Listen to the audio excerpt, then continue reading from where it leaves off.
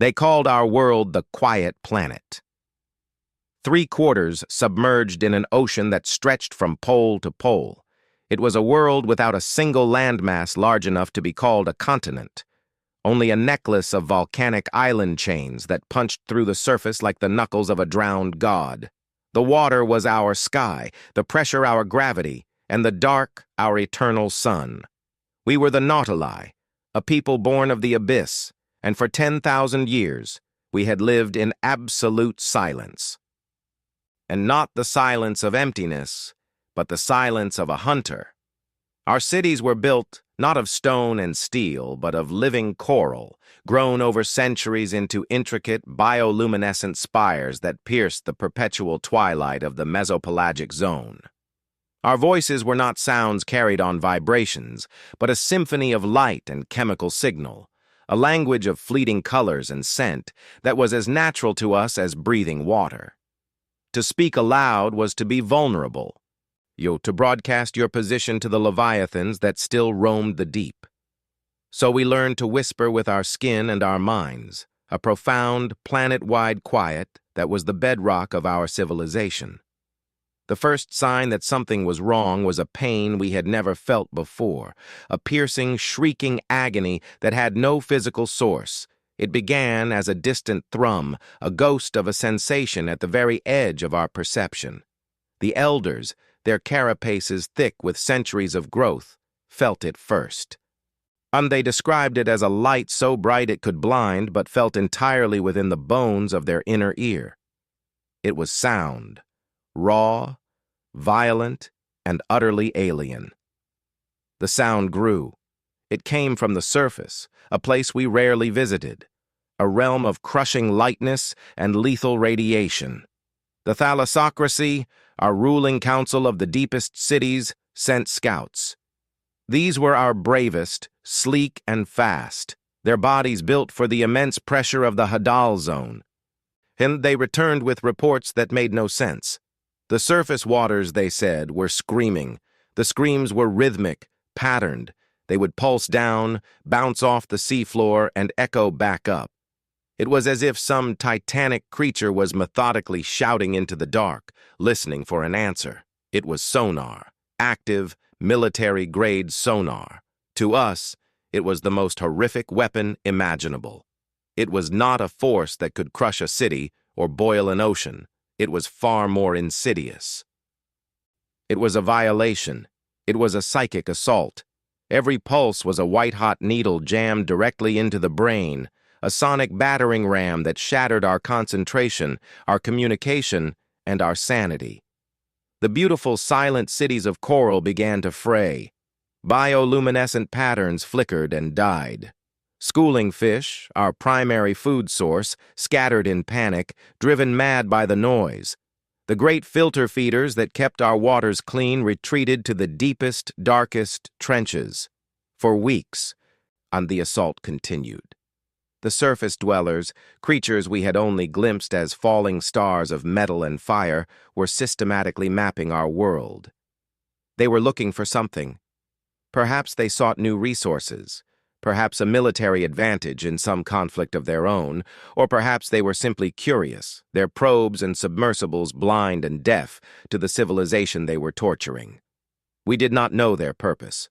All we knew was the pain. Despair began to set in. And in the city of Aurelia, built on the slope of an undersea volcano, a young nautilus named Kale watched his mother's light flicker and die. She had been a master of the glimmer, an artist who could weave stories of light so beautiful they could make even the ancient blind crabs dance. The sonar had stolen her light. It had broken the delicate organ that controlled her bioluminescence, leaving her in a state of permanent, terrified darkness. As she drifted away into the black, Kale felt a new emotion, one that burned hotter than the volcanic vents that warmed his home. It was not despair. It was fury. He took his mother's body to the Garden of Echoes, a deep-sea trench where the Nautili sent their dead to rest. As her form drifted down into the absolute black, he broadcast a single pulsing thought of grief and rage. He did not expect a reply, but he received one. A shape detached itself from the wall of the trench. It was ancient, colossal. It was a leviathan, one of the mythical creatures of our oldest stories, beings that were to the Nautili what gods were to primitives. They were not animals, but guardians. They were the memory of the ocean itself. This one was scarred, its hide a tapestry of ancient wounds. It spoke to Kale, not in light, but in a direct pressure wave of thought so immense it nearly crushed his consciousness. We hear it too, little one. We have heard it for longer than your people have grown cities, and it is a clumsy, ugly thing. But it has a shape. It has a source. Kale's mind reeled. You can feel it? Why have you not done something? The Leviathan's thought was tinged with an ancient weariness. We are the deep. We are the silence. To strike back with noise would make us like them. We have waited for the ocean to find its own voice. But the ocean's voice is you. You are the ones who must answer. The Leviathan shared a vision with Kale. It showed him the source of the pain, 3 great metal whales resting on the surface. From their bellies, the sonic pulses originated. They were not creatures of the deep. They were invaders, floating on the skin of the world, utterly vulnerable to anything that dwelt beneath. Kale returned to Aurelia, a new fire in his light. He went not to the thalassocracy, but to the docks, to the engineers and builders, and the ones who worked with the living coral and the super-dense woods from the sunken forests. He shared with them what he had seen. The Leviathan's message was not one of aggression, but of strategy. They did not need to fight the noise with noise. They needed to fight it with understanding. They search for us with echoes, Kale pulsed to a group of master builders. His light was sharp, urgent. They shout into the dark and listen for the shape of the reply. They are blind, and they use this horrible scream as a cane to tap their way through our world, so let us give them nothing to hear. A master builder named Shale, her body covered in the mineral deposits of 100 successful projects, understood immediately. You want us to become echoes ourselves, to be the silence between their screams. Yes, Kale pulsed. They send out a pulse. It travels down, hits an object, and bounces back. The time it takes to return tells them how far away the object is, and the strength of the return tells them how big it is. If we can absorb that pulse, if we can make their own weapon tell them there is nothing here, they will be blind. It was a plan born of desperation, but it was the only plan they had. They would not fight the sound. They would eat it. The work began in secret. The builders, the deepest thinkers, the chemists who understood the complex interactions of the water itself, all converged on a hidden atoll far from the sonar's worst reach. And they experimented with materials. Sponges that grew in the deepest trenches had a unique property. They absorbed vibrations, dampening the slightest movement to avoid detection by predators. Certain deep-sea corals secreted a mucus that could refract and scatter light and sound. The skin of a giant clam was lined with a material that could turn a sharp noise into a dull thud. They combined these elements. They wove the sponge fibers into a fine, flexible mesh, and they infused it with the coral mucus, creating a gel that could be secreted on demand. They bonded it with a synthesized version of the clam's acoustic dampening protein. The result was a living cloak, a symbiotic organism that could be grafted onto a nautilus's skin. When activated, it would not just muffle sound. It would change the nautilus's acoustic signature, making it appear to the sonar as nothing more than a random water current, a patch of harmless bubbles, or simply nothing. And the first volunteer was Kale. The grafting process was agonizing. The cloak organism had to bond with his own neural pathways, learning to anticipate and react to incoming sound waves faster than thought. For 3 days, he lay in a healing chamber, his body racked with fever. When he emerged, he was different. He was a walking piece of the abyss. The test was simple. A young nautili, uncloaked, swam 100 spans away. Another sent out a weak, controlled pulse of sound, and the echo from the uncloaked nautilus was sharp and clear. Then Kale took his place. He activated the cloak, feeling a strange tingling sensation as the organism came to life. The pulse was sent. On the receiving end, the sensor showed only the faint, diffused return of the water itself. Kyle was invisible. A wave of silent jubilation washed over the atoll. They had their weapon. It was not a weapon of destruction, but of negation. And it was the ultimate expression of their core philosophy: to be silent, to be hidden, to be the void. The thalassocracy, once paralyzed by fear, now had a purpose. The cloaks were replicated. Every nautilus who could bear the grafting process was given one. Teams were formed, not as soldiers, but as shadows. They swam out into the waters being mapped by the metal whales. Their mission was simple: to find every nautili city, every outpost, every hunting ground, and render it silent. It was a desperate, planet-wide game of hide-and-seek. As a sonar pulse would scream down from the surface, a team of cloaked nautili would race to position themselves above a city. They would spread out, creating a living canopy. When the pulse hit them, the cloaks would absorb and scatter its energy. The sonar operator on the surface ship would see the return on his screen. Where a massive, city-sized object should have been, there was only flat, empty ocean floor. One by one, and our cities disappeared from their maps. Aurelia vanished. The great spire of the thalassocracy vanished. The hunting grounds, once teeming with the acoustic signatures of thousands of nautili, became ghost towns. The surface dwellers grew frustrated. Their pulses became more frequent, more desperate. They were shouting now, not asking. And the silence we gave them in return was the most terrifying answer of all. For every nautilus, the work was a constant, exhausting effort. The cloaks drew energy from their wearer.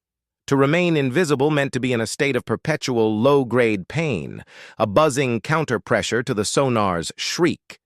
But it was a pain they chose, a pain that meant survival. Children learned to swim in the shadow of cloaked elders. The sick and the old were gathered in the deepest, most protected trenches, surrounded by a ring of silent guardians. Kyle became a legend. He led the team that protected the Garden of Echoes, ensuring that the final resting place of his people remained undisturbed. He would often feel the vast, approving presence of the Leviathan in the deep, a silent acknowledgement of their fight. Then the surface dwellers changed their tactics. The screaming stopped. For a day, then two, a profound and blissful silence returned to the ocean. The nautili wept with relief. The bioluminescence of the cities flickered back to life, hesitant and weak, like a patient recovering from a long illness. We thought they had given up. We were wrong. The silence was a trap. Without the constant noise to mask it, we heard something new. A deep rhythmic thrumming, different from the sonar. It was the sound of immense engines, of metal grinding against metal, and it was getting closer. From the darkness, they came. Not the floating metal whales, but smaller, harder things. They were submersibles, shaped like bloated armored fish, and they were not shouting anymore. They were looking. They had realized their sonar was being fooled, so they had come down to see for themselves. Their lights cut through the dark like knives, harsh and white, blinding after a lifetime of gentle bioluminescence. They were blind, but now they were groping in our home with clumsy, mechanical hands. Panic was a new sensation. The cloaks were useless against light. They were useless against a physical presence. One of the submersibles drifted too close to a small farming outpost. Its mechanical arm reached out, its metal claws scraping against the living coral of a food shelf. The nautili inside, a family of farmers, huddled in terror, their lights flickering in mad, uncontrollable patterns of fear. The submersible's light swung towards them. It had seen their light. It had found them. Kyle was miles away when he felt the psychic scream of terror from the farmers. It was a raw, primal broadcast that cut through everything. He and his team raced through the water, and their cloaks deactivated to allow for maximum speed. They arrived to see the submersible's claw closing around the farmstead, pulling it loose from the seafloor. Rage, pure and cold, flooded Kale. The sonar was a weapon of ignorance. This was a weapon of intent. This was theft. This was violation made physical. He looked at his team. They were not warriors. They were builders, artists, farmers. But they were Nautili, and their home was being torn apart. They see with light, Kale pulsed. His thoughts sharp and clear. Let us show them the dark. He didn't need to explain. They understood. They were creatures of the deep. They knew how to use the pressure, the currents, the very biology of the ocean.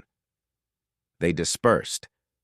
One of them, a young female named Loma, who worked with the ink squids, swam directly in front of the submersible's main light. As the beam hit her, she released a massive cloud of bioluminescent ink she had been carrying. It wasn't ordinary ink. It was a concentrate of the brightest, most chaotic, light-producing organisms she could cultivate. The cloud exploded in front of the submersible, and for a moment, the harsh white light was replaced by a swirling, blinding maelstrom of every color imaginable. The submersible's external cameras would have been completely overwhelmed. While it was blinded, others moved in. Two strong builders, their bodies thick with muscle, swam to the submersible's propeller. They jammed dense, heavy chunks of coral into the spinning blades. There was a horrible grinding, screeching noise, a sound that hurt us to hear, but it was satisfying. The propeller snapped and died. The submersible began to drift, powerless. Another group focused on the mechanical arm. Using sharpened tools made from the beaks of giant squid, they worked at the joints, severing hydraulic lines and prying at the servo motors. The arm spasmed and went limp, releasing the shattered farmstead. The submersible was now a dead, blind, and crippled hulk, drifting helplessly in the current. Its lights flickered and died. Inside, the surface dwellers would be in a panic of their own, trapped in a metal coffin thousands of feet below the surface, their only link to the world above severed. The Nautili surrounded the vessel. They did not celebrate. They watched it in silence, their own lights dim, their expressions unreadable. They had won this tiny, desperate battle. But they knew it was only the beginning. Kale swam to the viewport. He pressed his face against the cold, curved surface. Inside, he could see the dim shapes of the invaders, huddled together, their strange, soft bodies clad in awkward suits. They looked back at him, their faces masks of terror and awe. They had come seeking life in the deep, and they had found it. They had just never imagined it would fight back. The Leviathan's words echoed in Kale's mind. We are the silence. To strike back with noise would make us like them. They had not struck with noise. They had struck with cunning, with silence, with the ocean itself. And as the crippled submersible began its long, slow drift towards the crushing pressure of the Hadal zone, a new message was sent from the Nautili. Not a scream, not a pulse of sonar, but a single, clear thought, broadcast on every frequency the surface dwellers used. You shouted into our home. We answered with silence. You reached in to take from us. We broke your hand. This is our world. These are our waters. You are not welcome here. Heed this one warning. The next silence will be your last.